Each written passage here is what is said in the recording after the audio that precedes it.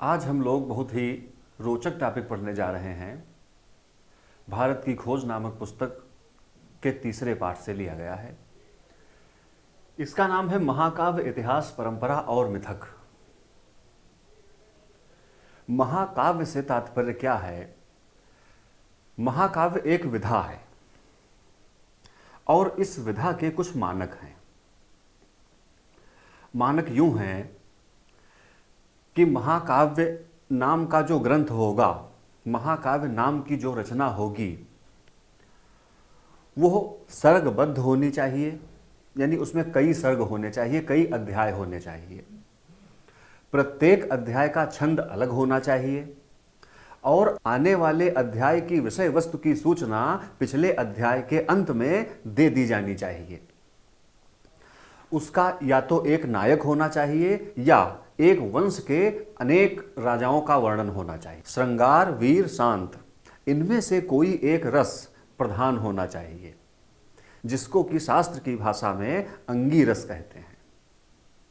बाकी जितने भी रस हैं वो उस एक अंगी रस के अंगों के रूप में होने चाहिए। संध्या, सूर्य, इंदु, रजनी, प्रदोषत, ध्वांत, वासरा, प्रातर, मध्यान्ह, मृगया, शैलर, तुगन, सागरा, इतनी चीज़ों का उसमें वर्णन होना चाहिए। उसमें सुबह का वर्णन हो, शाम का वर्णन हो, सूर्य का वर्णन हो, चंद्रमा का वर्णन हो, रात का वर्णन हो, दिन का वर्णन हो, दोपहर का वर्णन हो, पर्वतों का वर्णन हो, नदियों का वर्णन हो, ऋतुओं का वर्णन हो, समुद्रों का वर्णन हो। ये महाकाव्य की कुछ शर्तें हैं। और भी तमाम ऐसे विषय हैं जो महाकाव्य में वर्णित होने अनिवार्य हैं। उस रचना को महाकाव्य कहते हैं। फिर लिखा है इतिहास। यह जो इतिहास शब्द है, यह संस्कृत भाषा का शब्द है।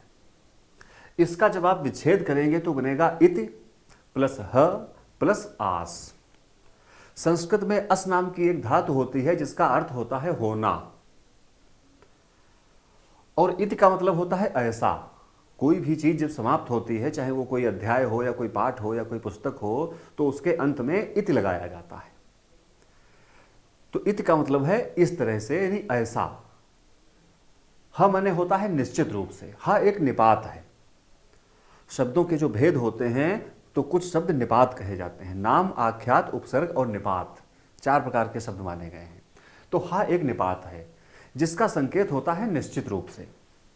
तो इतिहास का शाब्दिक अर्थ बनेगा ऐसा निश्चित रूप से हुआ। और यह जो इतिहास शब्द है, यह सबसे पहले अपने वैदिक साहित्य में पाया जाता है। एक बार नहीं, 50 बार इस शब्द का वहां पर प्रयोग किया गया है, इतिहास का। उसके बाद लिखा है परंपरा। परंपरा का मतलब होता है वो चीजें जो पीढ़ी दर पीढ़ी चलती चली आ रही हैं, जिनको लोग मानते चले आ रहे हैं, जिनका पालन लोग करते चले आ रहे हैं, उन चीजों को परंपरा कहा जाता है। उसके बाद है मिथक। यह जो मिथक शब्द है, यह भारतीय नहीं है, ये विदेशी है। इसका मतलब यह है कि कुछ ऐसी घटनाएं जो रहस्य बनाकर लिखी गई हो, जिनमें कल्पना का अत्यधिक मिश्रण कर दिया गया हो, उन घटनाओं को मिथक कहा जाता है। हालांकि कुछ विद्वानों का यह भी कहना है कि यह जो मिथक शब्द है, यह मिथ शब्द से बना है, जिससे कि मिथ्या बना है। मिथ्या का मतलब होता है झूठ, लेकिन वास्तव में ऐसा नहीं है। कभी कभी होता यह है कि घटनाओं का वर्णन बहुत ही अतिरंजित करके कर दिया जाता है। उनमें वर्णन करने वाला जो व्यक्ति है, वो ऐसी चीजों को उसमें भर देता है कि वह वर्णन अतिरंजित हो जाता है। तो ऐसा होने से वह घटनाएं मिथक मालूम पड़ने लगती हैं। ऐसा लगने लगता है कि यह झूठ है। इसको कल्पना का आवरण दे करके जीवंत करने का प्रयास किया गया है, ऐसा लगने लगता है। लेकिन मिथक के अंतर्गत जो कुछ भी आता है वो सब मिथ्या ही है, यह दावा नहीं किया जा सकता। क्योंकि उस जमाने की जो शैली थी वो कुछ अलग थी। आज जो पाश्चात्य इतिहासकार हैं वो जो यह बात कहते हैं कि इतिहास की दृष्टि से भारतीय पिछड़े हैं, ये कई इतिहासकारों ने कहा है विश्व के। तो यह जो बात है ये वो इसलिए कह रहे हैं क्योंकि वो उस शैली को समझ नहीं पा रहे हैं। शैली को समझने का तात्पर्य यह है कि अपने यहां अगर गणित का ग्रंथ लिखा गया वो भी पद्य में लिखा गया, उसकी भी रचना श्लोकों में की गई, गणित के सिद्धांत श्लोकों में रचे गए। श्लोक उसका नाम है जिसको हम गा सकते हैं, जिसको संगीतबद्ध किया जा सकता है, जिसकी एक लय होती है, एक धुन होती है, एक ताल होती है, उसको श्लोक कहते हैं। गणित श्लोकों में लिखी गई, आयुर्वेद जैसी चीज श्लोकों में लिखी गई, अध्यात्म जैसी चीज तत्व चिंतन जिसको कहते हैं श्लोकों में लिखा गया, ज्योतिष श्लोकों में लिखा गया, सब कुछ तो श्लोकों में लिखा गया। इतिहास, रामायण और महाभारत को इतिहास कहते हैं, श्लोकों में रचा गया। भूगोल श्लोकों में रचा गया। तो सारे विषय उस समय इस शैली में लिखे जा रहे थे, श्लोकों की शैली में लिखे जा रहे थे। ऐसा क्यों था? ऐसा यूं ही नहीं था, इसके पीछे बहुत बड़ा कारण है। कारण यह है कि सबसे पहले सवाल यह उठता है कि इतिहास पढ़ा क्यों जाए? उसका कुछ असर होना चाहिए। तो इतिहास पढ़ने का जो असर होता है और जो होना चाहिए वो उस शैली के कारण से और ज्यादा होता है, इसलिए उस शैली को अपनाया गया था।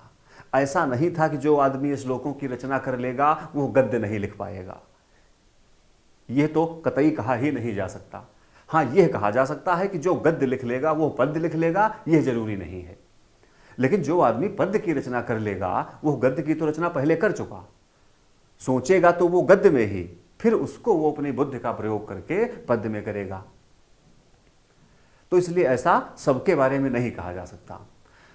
तो यह शब्द जो हैं यह इस अध्याय की विषय वस्तु हैं, बहुत संक्षेप में। नहीं तो इन 4 शब्दों की अगर व्याख्या प्रारंभ कर दी जाए तो मैं ये कहता हूं कि इस पर सैकड़ों ग्रंथ लिख जाएंगे और 50 साल का समय लग जाएगा। इन 4 शब्दों पर चर्चा खत्म नहीं होगी, इतने व्यापक अर्थ वाले ये शब्द हैं। लेकिन यहां इनको संकेत रूप में समझाया गया है। तो अब ये लिख रहे हैं नेहरू जी कि प्राचीन भारत के 2 महाकाव्यों रामायण और महाभारत को रूप ग्रहण करने में शायद सदियां लगी होंगी और उनमें बाद में भी टुकड़े जोड़े जाते रहे। ये जो रामायण और महाभारत नाम के जो 2 महाकाव्य हैं प्राचीन, हालांकि इनका स्थान महाकाव्य से भी ऊंचा है। ये एक तरह से आपके विश्वकोश हैं। इनको महाकाव्य कह देना समझ लीजिए इनकी गरिमा को थोड़ा गिरा देना है। महाकाव्य से भी अगर उच्च स्तर की कोई चीज होती हो वो ये हैं रामायण और महाभारत। और रामायण महाभारत जितने आकार में आज पाए जाते हैं, विद्वानों का यह मत है कि इतने आकार में ये पहले नहीं थे। पहले ये थोड़ा कम थे, छोटे थे। धीरे धीरे इनमें तमाम प्रसंग जुड़ते गए, लोग जोड़ते गए, इसलिए इन ग्रंथों का आकार बढ़ता गया। इन ग्रंथों में भारतीय आर्यों के आरंभ के समय का वृत्तांत है, उनकी विजयों और उस समय के गृह युद्धों का, जब वे अपना विस्तार कर रहे थे और अपनी स्थिति मजबूत कर रहे थे। मुझे इनके अलावा कहीं भी किन्हीं ऐसी पुस्तकों की जानकारी नहीं है जिन्होंने आम जनता के मन पर लगातार इतना व्यापक प्रभाव डाला हो।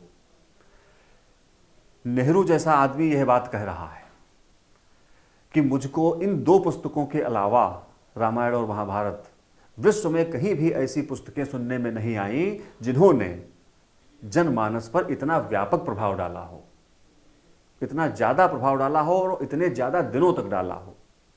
व्यापकता का अर्थ यहां पर दोनों सेंस में है।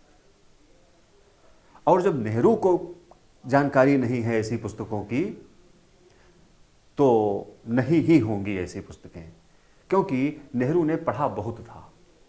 नेहरू जी ने इतना पढ़ा था जितना कि पढ़ना संभव नहीं है सामान्य आदमी के लिए। इतने प्राचीन समय में रची जाने के बावजूद भारतीयों के जीवन पर आज भी इनका जीवंत प्रभाव दिखाई पड़ता है। ये दोनों ग्रंथ भारतीय जीवन का अंग बन गए हैं। अगर यह बात कह दी जाए कि भारतीय संस्कृति इस समय जो कुछ भी है, भारतीयों का वजूद इस समय जो कुछ भी है, उसमें रामायण और महाभारत की ही सबसे बड़ी देन है, तो यह बात अतिशयोक्ति नहीं होगी। इसको हम समझ भले ही न पाए कि इसकी प्रक्रिया क्या है, यह काम किस तरह से होता है और किस तरह से हुआ है, लेकिन ये हुआ है। सिर्फ ये महाकाव्य ही नहीं, बल्कि कवियों और नाटककारों ने इनका पूरा लाभ उठाते हुए अपनी कथाओं और सुंदर कल्पनाओं की रचना इनके आधार पर की है।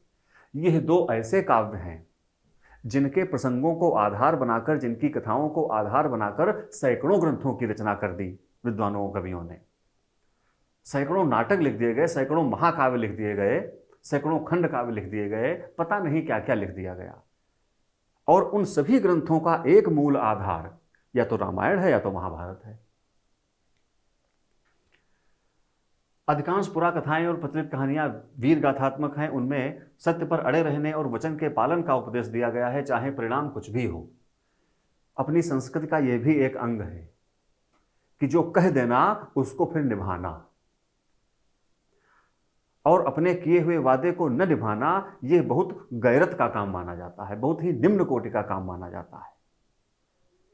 जहां पर विचारों के स्तर की बात है वहां पर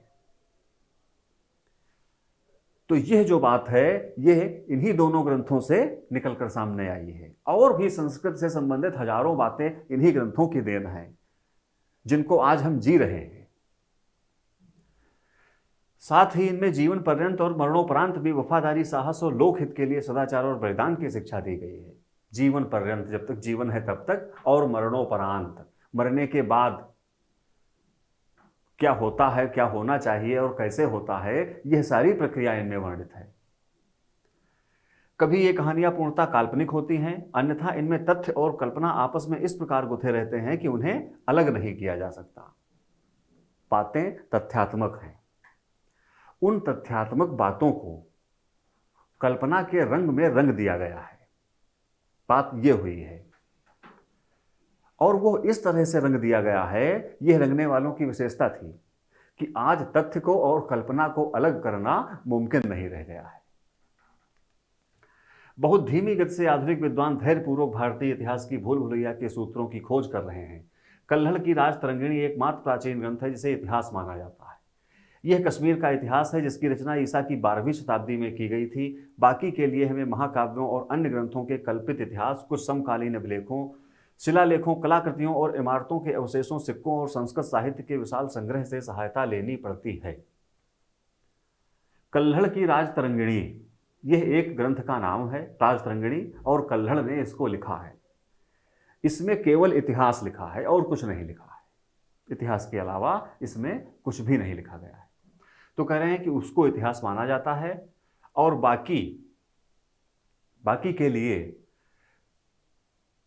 महाकाव्य, नाटक, पुराण, प्राचीन अभिलेख, ये जिस किसी भी रूप में पाए जाते हैं उनसे सहायता लेनी पड़ती है। संस्कृत साहित्य के विशाल संग्रह से भी सहायता लेनी पड़ती है, क्योंकि भाषा उस समय संस्कृत ही थी और लिखने वाले भी एक से एक जीवट के लोग थे, और लिखने के लिए विषय भी मौजूद था और समय भी था और उसकी जरूरत भी थी। फिर क्यों न लिखा जाए। ऐतिहासिक बोध के इस अभाव का जनता पर प्रभाव नहीं पड़ा। इनका कहना है कि वह जो लेखन है वो इतिहास की दृष्टि से कमजोर है। कमजोर सिर्फ इसी दृष्टि से है कि वर्तमान विश्व में इतिहास के लेखन की जो कला है, उसकी जो प्रक्रिया है, उस दृष्टि को देखते हुए भले ही वो पिछड़ा लगता हो, क्योंकि उस समय वो शैली नहीं थी, और वह शैली आज की शैली से ज्यादा प्रभावशाली है। इसलिए उनकी शैली वास्तव में सफल है। उन्होंने जो इतिहास प्रस्तुत किया है वो अपनी सफलता को पा चुका है। 2000 साल से 3000 साल से वो अपनी सफलता को पा चुका है, और आज का जो इतिहास है वो सफलता पाने के लिए प्रयासरत है। यह शैलीगत भिन्नता है, और इसमें प्राचीन भारतीय शैली आगे है। यहाँ की जनता ने अतीत के विषय में अपनी दृष्टि का निर्माण उन परंपरागत वृत्तांतों और पौराणिक गाथाओं और कहानियों के आधार पर कर लिया जो उन्हें पीढ़ी दर पीढ़ी विरासत में मिली थी। उन महाकाव्यों में, उन ग्रंथों में जो कहानियां थीं, उनके आधार पर बाद के लोगों ने अपने जीवन की दिशा तय की, और वह दिशा कोई गलत नहीं थी, उसमें आदर्शवाद का भी मिश्रण था। इस काल्पनिक इतिहास तथा तथ्यों और दंत कथाओं के इस मिश्रित रूप का व्यापक प्रचार हुआ।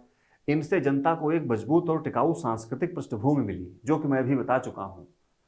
मजबूत और टिकाऊ सांस्कृतिक पृष्ठभूमि जो मिली, यानी ऐसी जमीन, ऐसी भूमि, ऐसा भूमि का पृष्ठ जिस पर कोई चीज स्थित हो, जिस पर संस्कृति स्थित हो, तो वह जो आधार मिला वह बड़ा मजबूत मिला। लेकिन इतिहास की उपेक्षा के कारण हमारे दृष्टिकोण में धुंधलापन आ गया। यही बात लिख रहे हैं कि इतिहास की उपेक्षा के, वास्तव में इतिहास की वह उपेक्षा नहीं थी। जब हमने इतिहास को जीना प्रारंभ कर दिया, इतिहास हमारे जीवन में उतर आया, इतिहास जीवंत हो गया, तो अब क्या बचता है? अब यह कैसे कहा जा सकता है कि हम इतिहास की दृष्टि से पिछड़े हैं? सिर्फ इसीलिए क्योंकि आज की इतिहास की शैली हमने प्राचीन काल में नहीं अपनाई, हमने कोई तो शैली अपनाई। तो इस तरह से यह प्रकरण भी अब संपन्न होता है। धन्यवाद।